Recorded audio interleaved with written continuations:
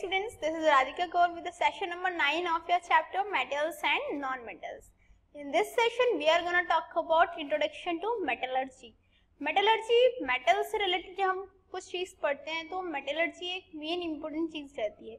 क्यों? क्योंकि जो metals हैं उनको metallurgy के through ही हम pure बना सकते हैं. Normally हमारे जो environment है उसमें impure metals present रहते हैं. उनको जो प्योर करने का प्रोसेस होता है उसे नॉर्मली हम मेटलर्जी बोल सकते हैं. तो मेटलर्जी से इंट्रोडक्शन ऑब्वियसली हमें पता होना चाहिए मेटलर्जी क्या होती है, किस स्टेप्स में मेटलर्जी को हम फॉलो करते हुए चलते हैं, ये सब कुछ हम इस सेशन में डिस्कस करने वाले हैं. So let's start. So the first thing is that what is metallurgy. The science and technology dealing with the commercial production of metals from their ores is called metallurgy. वही मैंने बताया ना, जो ores से यदि हम जो मेटल्स हैं उनका कमर्शियल प्रोडक्शन करें तो जो टेक्नोलॉजी, जो साइंस उसमें यूज होती है उसी को हम मेटलर्जी कहते हैं. क्या होता है metallurgy? Science and technology dealing with the commercial production of metals from their ores is called metallurgy. Clear? Science and technology dealing with the commercial production of metals from their ores is called metallurgy. So the next thing is that in which ways metallurgy is concerned. First thing is that selection of the suitable ore. क्या होता है, सबसे पहले हमें एक suitable ore का selection करना पड़ता है. After that production and refining of metals. हम क्या करते हैं, जो metals हैं उनका production करते हैं, उनकी refining करते हैं. उसके बाद investigation of the properties and uses of metals. जो metals हैं उनके uses को, उनकी properties को हम investigate करते हैं. After that the preparation of mixtures of metals, that is alloys का हम formation कर लेते हैं. ठीक है, तो क्या है समझ में, सबसे पहले हम जो ores हैं उनको, मतलब जो suitable ore है उसका selection करेंगे. that is वो ore जिससे metals की हमें large quantity gain हो सके. अब suppose करो कोई ore है जिसमें सिर्फ 5% metal present है, तो उसको यदि हम उसकी refining करेंगे, उससे metal का production करेंगे तो हमें कोई फायदा होगा? Obviously नहीं. तो कोई ऐसी ओर लेते हैं जिससे हमें मेटल की हाई क्वांटिटी मिले. उसके बाद हम जो है मेटल है उसका प्रोडक्शन कराते हैं, उसकी रिफाइनिंग कराते हैं.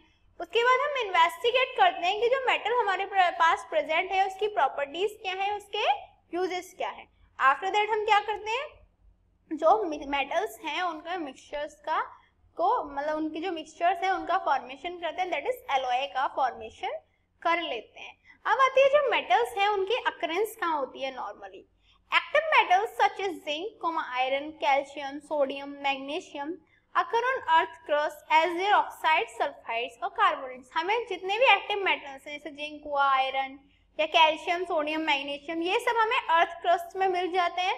किसकी फॉर्म में होते हैं वो प्रेजेंट? ऑक्साइड्स की फॉर्म में, या सल्फाइड्स की, या कार्बोनेट्स की फॉर्म में अर्थ क्रस्ट में प्रेजेंट रहते हैं. Some metals are found in the form of chlorides in the sea or salt lake. कुछ मेटल्स ऐसे होते हैं जो कहाँ पे मिलते हैं हमें, जो क्लोराइड्स की फॉर्म में मिलते हैं सी में या फिर सॉल्ट लेक्स एक्सेट्रा में.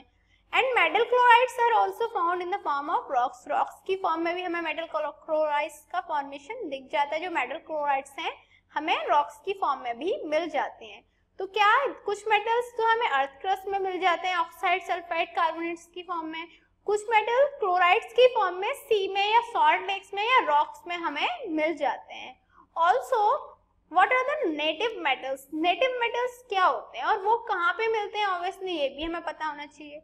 Nobel metals such as gold, platinum and silver occur in free state in nature.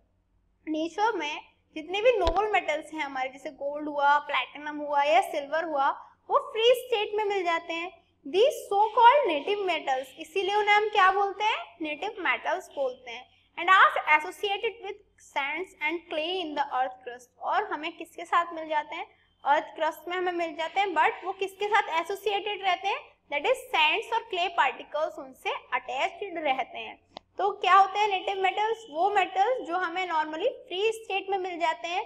जितने भी नोबल मेटल्स हैं, दैट इज गोल्ड है, प्लैटिनम है, सिल्वर है, इनको हम नेटिव मेटल्स बोल सकते हैं.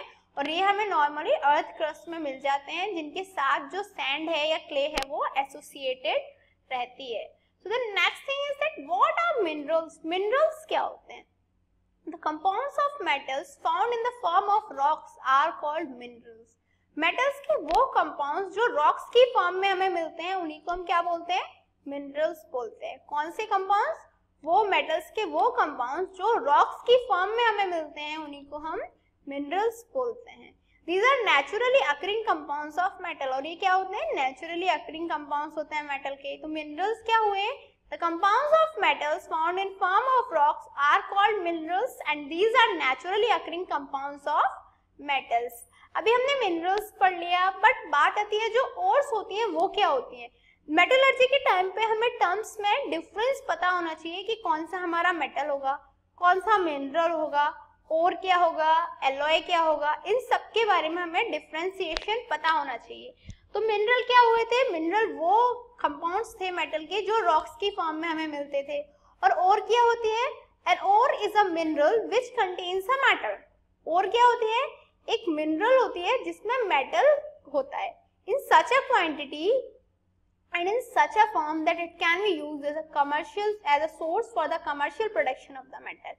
that is, और क्या होती है, एक वो मिनरल होती है जिसमें जो मेटल होता है वो उस क्वांटिटी में प्रेजेंट होता है, इस वे में प्रेजेंट होता है कि हम उसका यूज कर सके कमर्शियल प्रोडक्शन के लिए।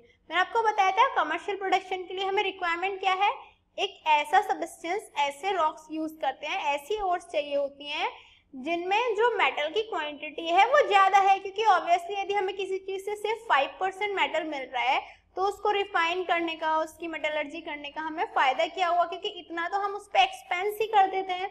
तो ऑब्वियसली हमें एक ऐसी ओर चाहिए होती है जिसमें हमारा जो मेटल है वो ऐसी क्वांटिटी में हो कि हम उससे कमर्शियल प्रोडक्शन कर सके, दैट इज वो अच्छी क्वांटिटी में मेटल हमारा प्रेजेंट हो।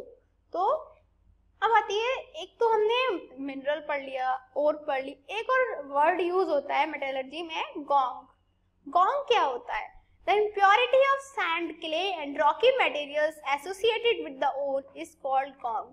जितने भी हमारी सैंड हुई, क्ले हुई या रॉकी मटेरियल्स हुए, उनकी जो इम्प्योरिटी ओर के साथ एसोसिएटेड रहती है उसी को हम क्या बोलते हैं, गोंग बोलते हैं।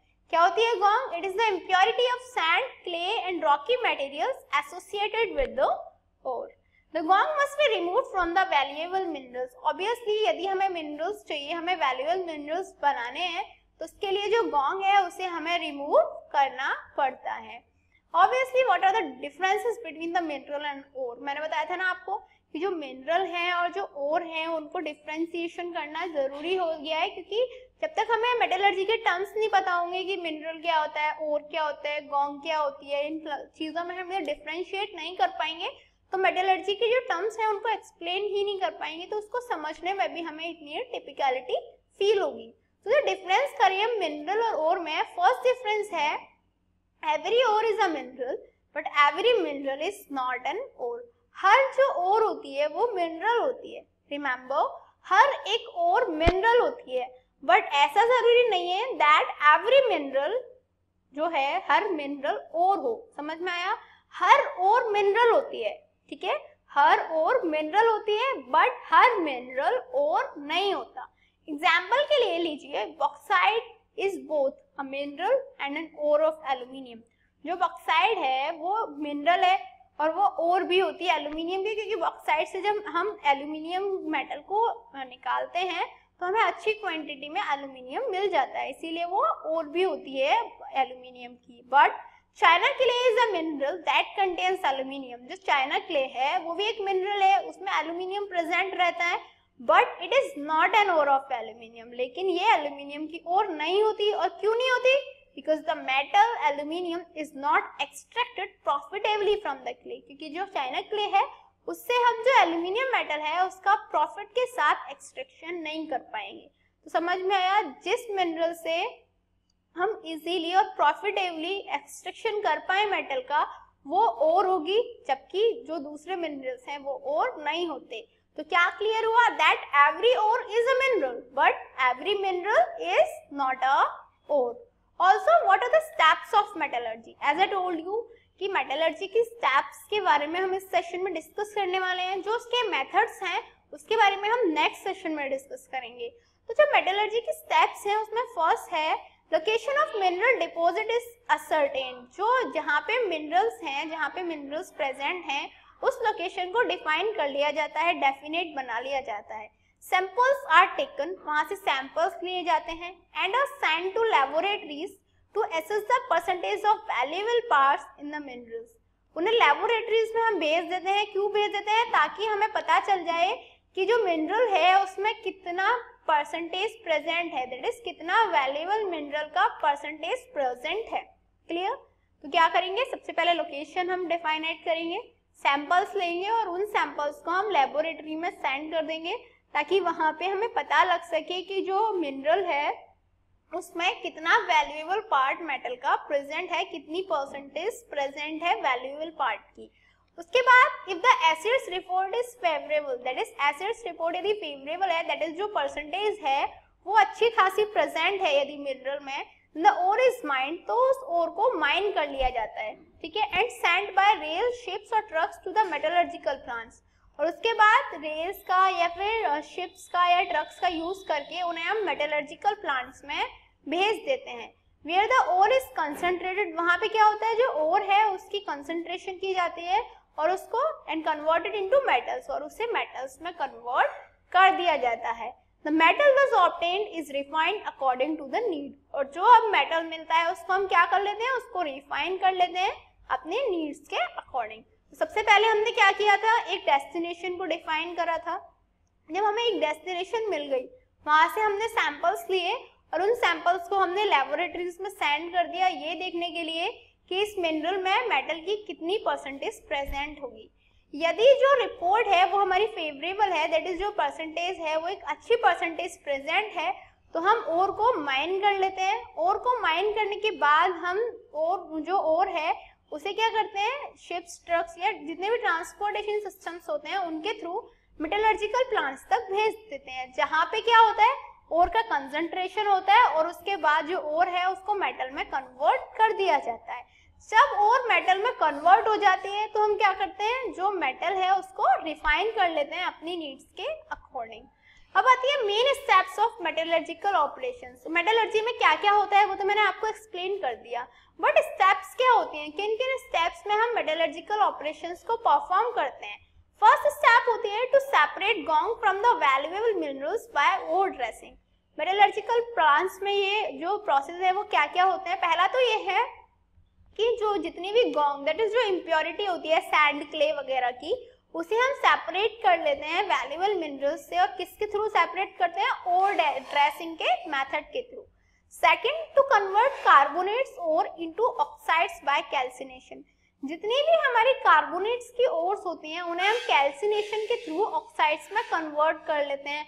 और यदि जो हमारी ओर्स हैं वो कार्बोनेट की नहीं सल्फाइड्स की ओर हैं तो हम उन्हें रोस्टिंग के थ्रू ऑक्साइड्स में कन्वर्ट कर लेते हैं। तो तीन स्टेप तो ये हो गई। सबसे पहले separate the gangue from the valuable minerals, second to convert carbonate ores from the oxides by calcination, I mean to say into the oxides by the calcination, and third to change sulfide ores into oxides by roasting. Next is that extracting metal from the oxides by reduction. अब क्या हुआ, जो हमारी ores हैं वो हमें जो metal oxides हैं उनमें मिल गई। अब क्या करते हैं, जो मेटल ऑक्साइड्स हैं उनका हम रिडक्शन कराते हैं, ठीक है। जब हम मेटल ऑक्साइड्स का रिडक्शन कराते हैं तो हमें मेटल एक्सट्रैक्ट होके हमें मिल जाता है।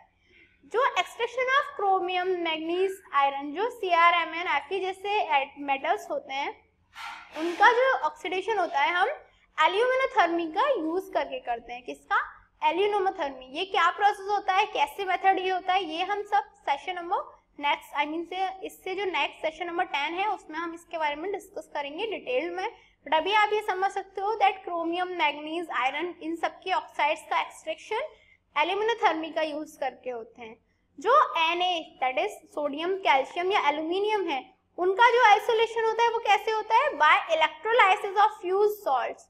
जो इनके सॉल्ट्स होते हैं उनकी इलेक्ट्रोलाइसिस करके हम सोडियम, कैल्शियम और एल्यूमिनियम का आइसोलेशन कर सकते हैं। And the refining of less reactive metals by electrolysis of salt solution. जब हमारा एक्सट्रैक्शन हो जाता है मेटल्स का तो हम क्या करते हैं, रिफाइनिंग करते हैं। और रिफाइनिंग कैसे होती है, of less reactive metals by electrolysis of salt solution. जितने भी लेस रिएक्टिव मेटल्स होते हैं उनकी रिफाइनिंग हम जो सॉल्ट सॉल्यूशंस हैं उसकी इलेक्ट्रोलाइसिस करा के कर सकते हैं. So it's a time for challenging question mark. And today's question is what is the chemical formula of bauxite and china clay. जो बॉक्साइड है, जो चाइना क्ले है, उसका केमिकल फॉर्मूला क्या होता है. Your time to start now. 1 2 3 4 5 time's up. Have you answered this in your mind? Obviously it's tough one. Okay, I am telling you. Bauxite का formula होता है Al2O3.2H2. इसमें दो हाइड्रेटेड आई मीन टू से water molecules present रहते हैं. तो bauxite का फॉर्मूला हो गया Al2O3.2H2 और चाइना क्ले का हो गया Al2O3.SiO2.2H2. इसमें भी दो हाइड्रेटेड वाटर मॉलिक्यूल्स प्रेजेंट रहते हैं. तो बॉक्साइड का फॉर्मूला क्या हुआ Al2O3.2H2 एंड चाइना क्ले का फॉर्मूला क्या हो गया Al2O3.SiO2.2H2O. So what did we learn today. हमने आज मेटलर्जी के बारे में पढ़ा. हमने पढ़ा जो मेटलर्जिकल प्रोसेस होता है वो कैसे होता है, कैसे हम मिनरल्स और ओर्स में डिफरेंशिएट कर सकते हैं, गॉन्ग क्या होता है, और जो मेटलर्जिकल प्लांट्स होते हैं उनमें कौन से ऑपरेशंस परफॉर्म होते हैं किसी भी मेटल को गेन करने के लिए. ये सब हमने इस सेशन में डिस्कस करा. In next session we are gonna talk about much more this chapter. Till then good luck.